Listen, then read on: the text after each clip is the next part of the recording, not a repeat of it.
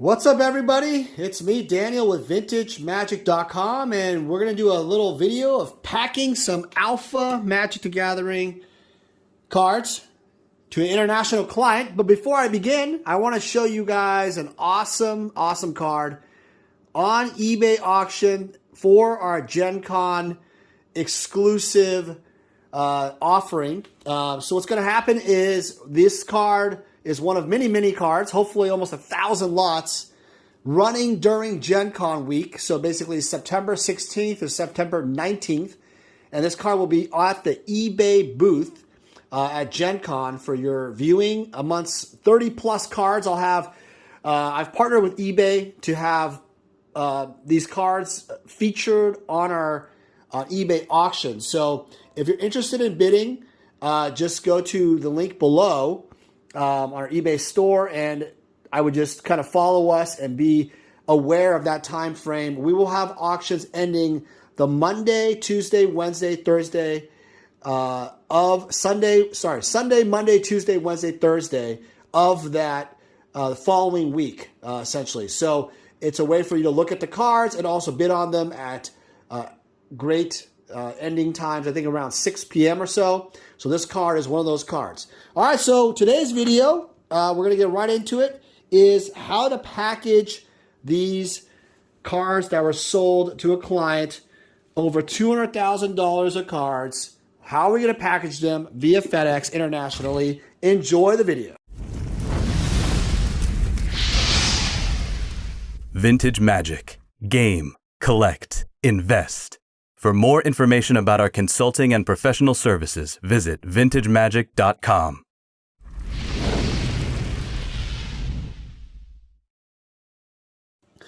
All right, guys, welcome back. So, again, this is Daniel with VintageMagic.com. We're going to be packing these cards sold to a client, over $200,000 of cards. This card, again, is on our eBay auction starting, I think, September 9th. There's going to be a bunch of eBay auctions running for 10-day auction through Gen Con. There's going to be lots of lots. So good luck. Another beautiful Alpha Lotus for your bidding pleasure.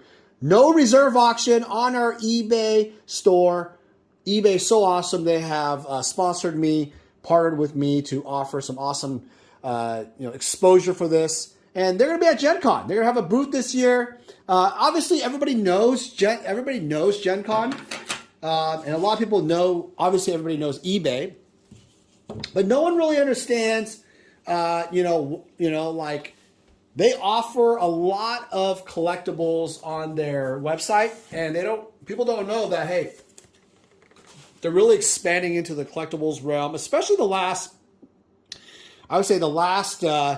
few years. It's been booming like crazy. All right, so what we're going to do here is get this all set up. All right. A beautiful Mock Sapphire Alpha. God, gorgeous card. Love it. One of my favorite cards of all time.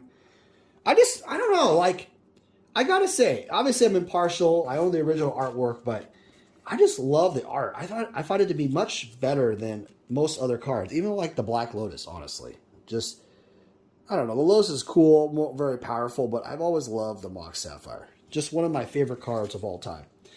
What is your guys' favorite card of all time in the older alpha beta sets? What is that favorite card? Comment below. Love to hear what your card is.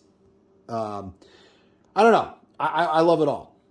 Older sets are my favorite. I grew up loving the older cards. Never could ever afford alpha, back in the high school years when I started in 1994, I believe.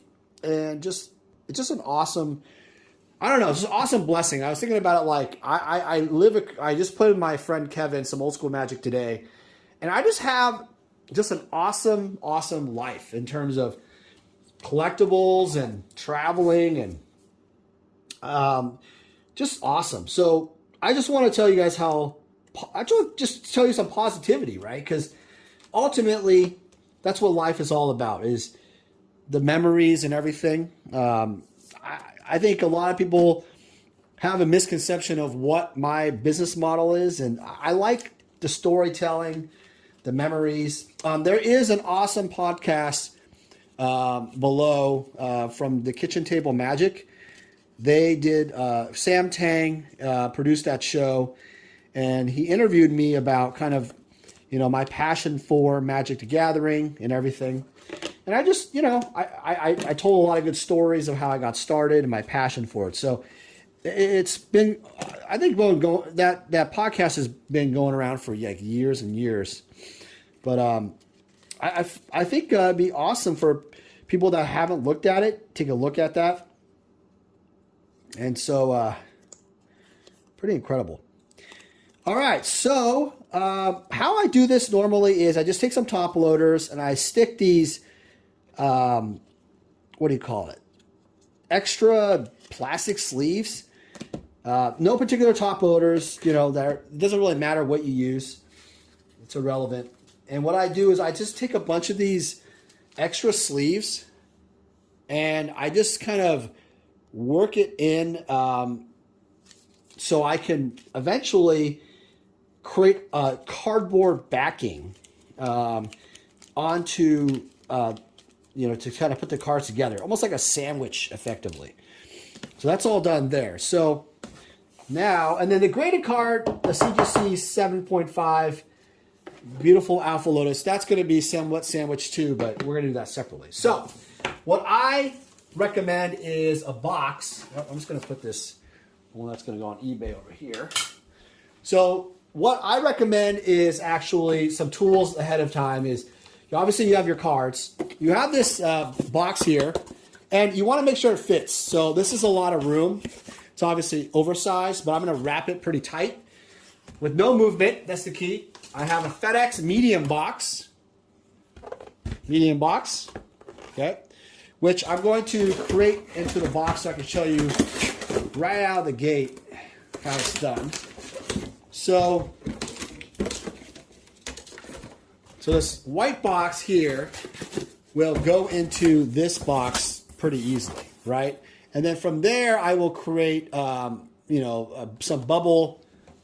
bubbling right there and such. I have, you can do anything you want. You can use toilet paper, tissue paper, whatever you feel like. Just as the key thing is no movement. No movement. If you have movement, you're completely screwed. Movement is terrible for cards and such like that. All right, so I get asked the question all the time, how does it work for customs? This is going international. Okay. So in this particular case, the client is obviously, wants to have it sent FedEx. And very important is that when you ship internationally, there is a lot of misconception. So I will say that card collectible games and stuff, it's hard to find the actual, I guess the actual code for it all. But all in all, it's basically up to you to decide kind of in that gaming card trading code. You could select one of those. And then as far as liability is concerned, this particular situation, the client will take full responsibility of any type of loss and damage. So it's important because you have to understand, if you ship this type of items to a client, you want to make sure that you're protected. It's hard. The other thing is with FedEx, there isn't really a maximum insurance level. You can't really insure this type of level. Even if you put the full declared value type of thing, you can't actually insure it. So I think there's like an art collectibles maximum. So all in all, you're going to have to get private insurance, that type of thing, in order for that to work out. All right, so let's get into the cardboard sandwich part. So let's see how that works. Okay, so first thing first, I would take one of these cardboards, any good old cardboard, BGS 10 quality, whatever you want, just kidding. So what you're doing is, obviously what I'm doing here is I'm just going to start sandwiching and making sandwiches for this. So let's start with the Black Lotus. Hold on a second. All right, so I forgot the handy scissors. Yes, you got to get some good scissors. All right, so you can use a box knife, whatever you want, but I'm going to use some scissors. So obviously I'm just going to do some cardboard snips. This is about right. Give enough room right here. And I'm just going to set myself up for success. I think half would, I don't know. I just feel like the half thing would probably be better. It's a pretty wide. Yeah, so it's going to work fine. So if I just do like this, I can tell that half is going to work just fine. Yeah, I hope. We're going to find out here pretty quick. Yeah, and questions, by the way, I've had regarding the Gen Con thing. So eBay wanted to kind of showcase a small business in kind of dealing with collectibles in the Magic space. And it's, you know, rather obviously, I'm not having a booth there, but it's eBay's booth, to be clear. But during that time, you'll be able to bid on auctions that are on eBay, and then that's why I have the Alpha BGS 7.5 Black Lotus on there. That's one of the many items that'll be on there. There's gonna be so many different items. I've been asked: Summer Magic, Alpha Beta cards, Unlimited, Power 9, Dual Lands, Reserve List. It's really an infinite amount of stuff. So there's a lot. So, all right. So next step, I have another video just like this for another Alpha Lotus before, but really what you're doing here is some type of sandwich effect. And then I take some tape, and obviously some eBay tape will do, obviously. And there, you know, eBay has really grown quite a bit. A lot of people have gone upset with their managed payments thing. And this is an unbiased opinion, I'll be honest. The managed payment thing happened, I think, early this year. And what it does is it basically gets rid of the whole PayPal type of thing where you have to go to PayPal and that type of thing. And they've eliminated PayPal, but buyers can still buy off PayPal. They use their PayPal, you know, like when I buy, I still use PayPal and it shows up perfectly fine. All right, so see how I did that? Okay, so give enough room. And then what I'm going to do is I'm going to, so that's one of them. And then if you look at it carefully, boom, right? Like that. Very, very nice. So buyers can easily just, you know, go on PayPal and purchase stuff. And I do that quite a bit. It's a really easy way to purchase stuff. And I'm going to have to put that backing later. And I feel like people need to realize that it's mostly the big changes for sellers, because what it does is it allows people to actually have like an easier way to audit your money. So how it really works is that, let's say I sell $10,000 and they take out the eBay fees automatically. eBay does. Then from there, that money is dispersed into your account. And this is the thing that people were saying, oh, I don't like this, is that actually the truth is the money is actually given to your account pretty much instantly, in the sense that there is a day or so delay, but you can have it scheduled. So I have mine scheduled once a week. Primarily the reason why is I don't have a cash flow problem. I don't need to have the money instantly all the time. Other sellers, sure, you might have to get the money faster, and there are some, you know, you can select it within a day or something. So I think that it's nice because now you don't have to worry about having, you know, multiple, you know, what do you call it? Like you have to go to like two websites, PayPal and eBay. Now it's just one with the eBay managed payment. So I think that's a really, really good way to go. Now, I've heard people say, well, that's terrible, whatever. I don't think that's really the problem. The main problem I can see is maybe it's the process of, I don't know, like listing. I don't know. Like, I don't know what the beef is. I've had only positive experiences about it. I find it to be very easy to do. So I don't know. Put in comments below. Have you had problem with PayPal and all, or the eBay managed payments? I like to hear your thoughts on why or why not it's good or bad, and go from there. Not sure. So I would definitely highly recommend just just kind of, you know, if you really have a problem with it and it's a serious problem, I would contact eBay. The folks at eBay are really willing to work with you on answering all the problems. But I don't see the problem. I mean, I guess the only thing is it's not as immediate than PayPal. But the thing is with PayPal, I guess PayPal has a system where they have PayPal Instant Cash. It goes on your PayPal credit card. So I'm not sure. I mean, I think that's probably it, where if you sell something and you get a PayPal, it goes right to the actual PayPal credit card. I guess that's the only other thing I can think of. Interesting. All right, so then we have the big dog here. A beautiful, I thought this card easily would be an 8. Only really 0.5 from an 8. I think it's BG. I think it's back. It's not bad, but the edges are killing. I mean, that's a pretty bad edge.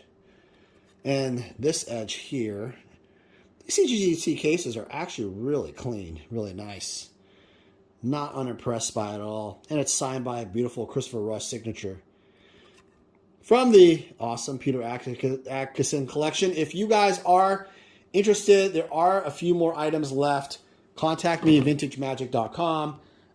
There's not that many cards left, so contact me. So, let's do this guy. So, yeah. I don't understand the beef. A lot of people want to hate on something, but that's just the way it is. That's the way the world works.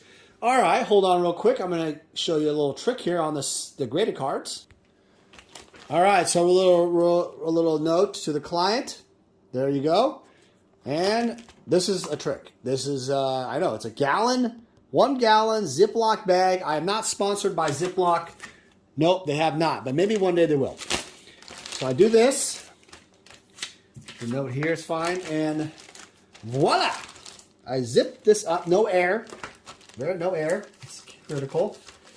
I mean, you can do this many different ways. I don't even know what to, like, you can do whatever you want. And now, people are going to say, well, Dan, this is waterproof. I mean, what if it, goes underwater and, yeah, it helps. No. If the airplane sinks, or if there's water that gets in this, it's going to have a problem, period. And if the plane crashes, it's over.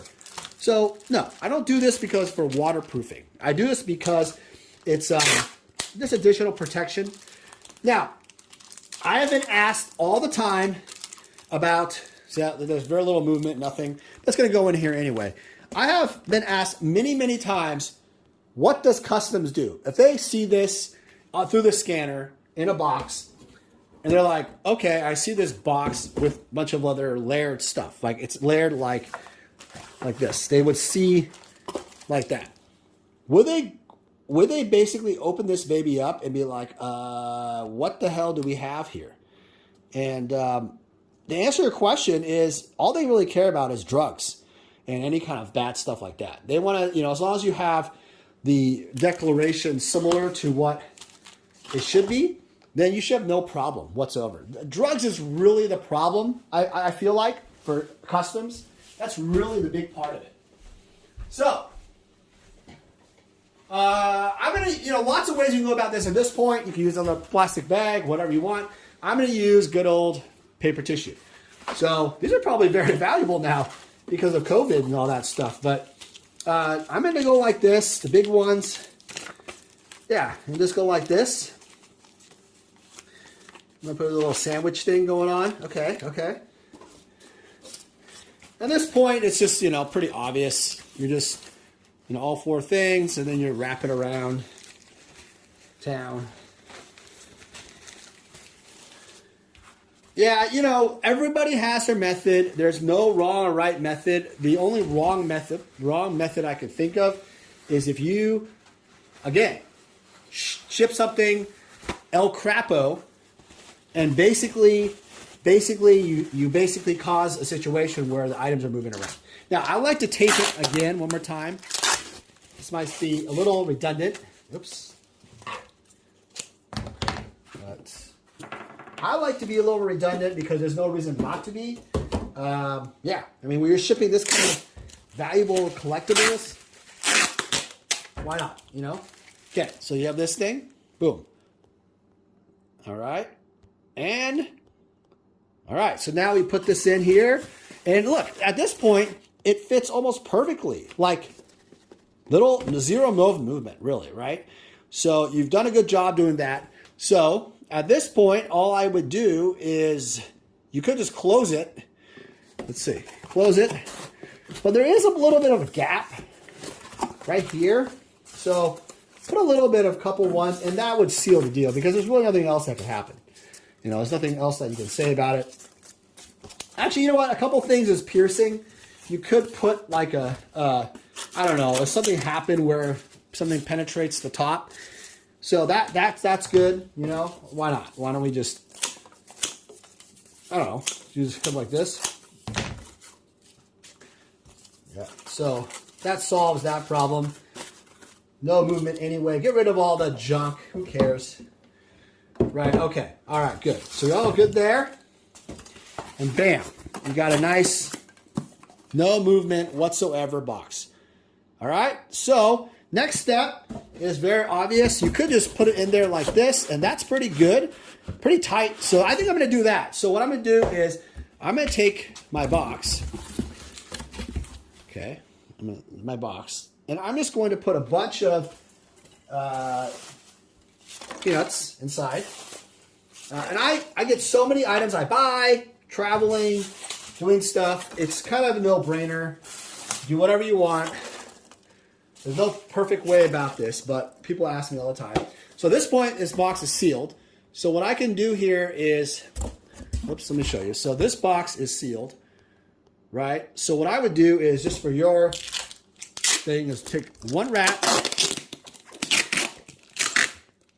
and say, boom, like that. And just say like that. And then what you could do, if you're extremely paranoid about tamper evidentness, let's see. How am I going to do this? Do I have a pen? Hold on. Huh. One sec. Here we go. Okay. Is this a pen? It is a pen. All right, so this is permanent. Okay, hold on a second. Let me get a real pen. Hold on a second. All right, so at this point, you can do whatever you want. I don't even do this all the time. Just going to do it for fun. I'm going to put right here, Brian loves Dungeon Boss. Yes, that's right, guys. Brian loves Dungeon Boss. What the hell is Dungeon Boss? Brian Weissman loves Dungeon Boss. He is addicted to a game called Dungeon Boss, my good friend. And I have to troll him once in a while because that's the way it goes. When you're friends with me, I like to troll people for fun. And that's just part of our games we play. All right, there we go. So Brian gets always all the... Client has no idea what the hell that means, but who cares? I like it. It's funny. All right, so boom, like that. And now you just put a bunch of peanuts in, boom, like that, and then you're off to the races. So let's see. At this point, it's not going to go anywhere. You could put it towards the box edges there. You could put, but I like to put peanuts more and crack them in, whatever. And so, depending on where you're shipping to, FedEx International Priority, of course, it is super fast, super easy. It's, I would say if you use economy, it would take 5 days, business days. With FedEx International Priority, you will be going to some places like 1 day, like Vancouver, Canada, for example, depending on where you're at. Or, it could be 2 or 3 days. But generally, it's super fast. As long as you have no customs delays, stuff like that. Something you have to understand also is that with shipping internationally, signature is pretty much always required. So they require signature all the time. And you don't have to worry about that. but I select a thing called direct signature, which is important.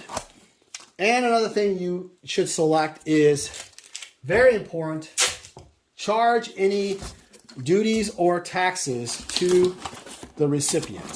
So they are responsible for it. And that happens every single time. And there you go. Here's the seal box. All right. And if you don't do that, you could get a little bill from the customs gods, and you're just going to have to pay it. All right. Hold on a second. All right. So let's tape this up. So at this point, pretty simple. Take the edges. I like to use my mouth because it's easy. I tape this edge too.